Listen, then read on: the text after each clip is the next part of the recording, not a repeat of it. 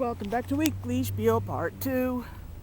Hi, it's Margaret here again, and I will tell you how this story plays out. I was telling you about my Aunt Jean when she was a kid, and her love for licorice, which is a particularly funny story because back in those days, back in the 20s and 30s, you could buy licorice in a plug about the size of a deck of playing cards with a little metal clip that had like an Indian head coin on it. You wouldn't see anything like that nowadays because A, cultural appropriation, B, parents being scared of it being a choking hazard. Wouldn't want a kid putting that in their mouth.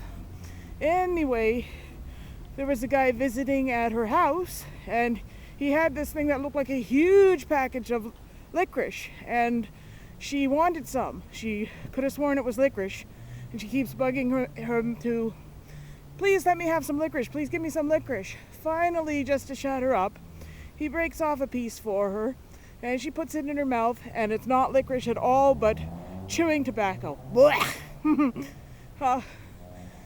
They had some interesting candy in the old days. My dad told me there were these chocolates you could buy, and they had a white cream inside, but if you bit into it and the inside was pink, you would win a box with 5 more of these little chocolates. And I was telling Jeanette the story the other day.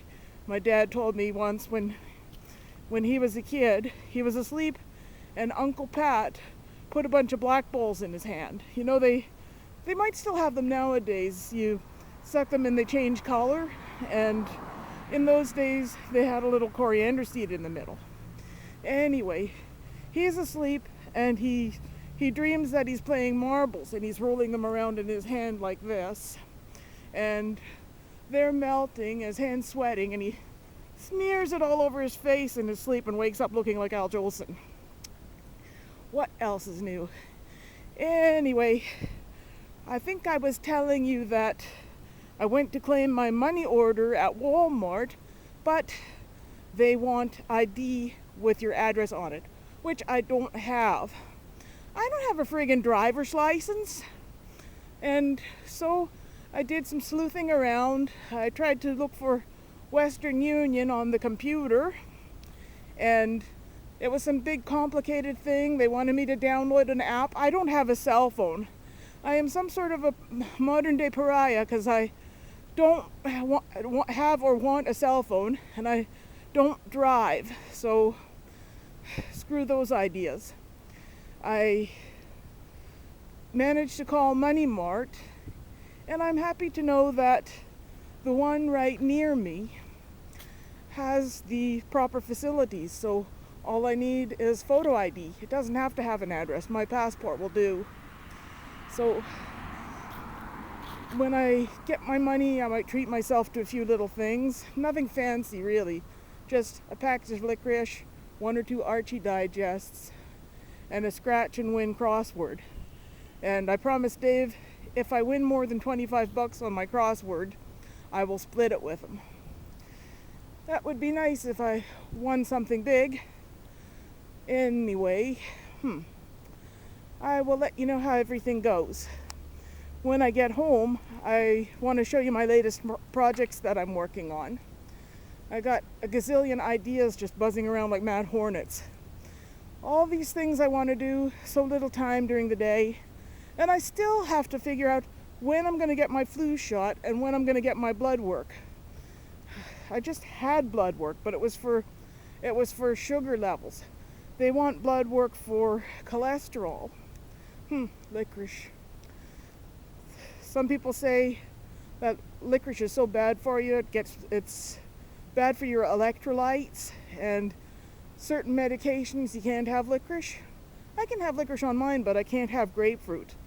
Sometimes I kind of miss grapefruit. I like to bite into some nice juicy fruit.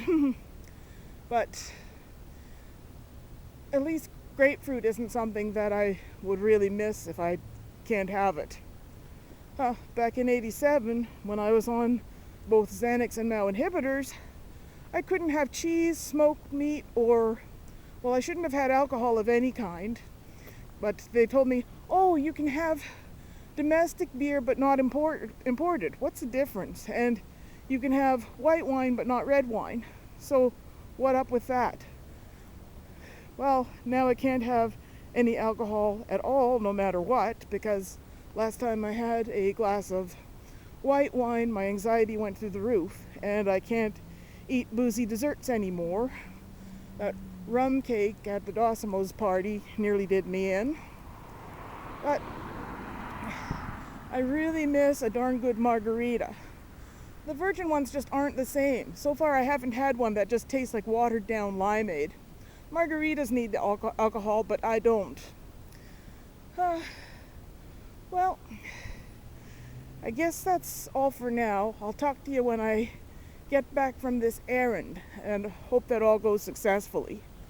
I won't be a very happy camper if I realize I've forgotten my book with my confirmation number.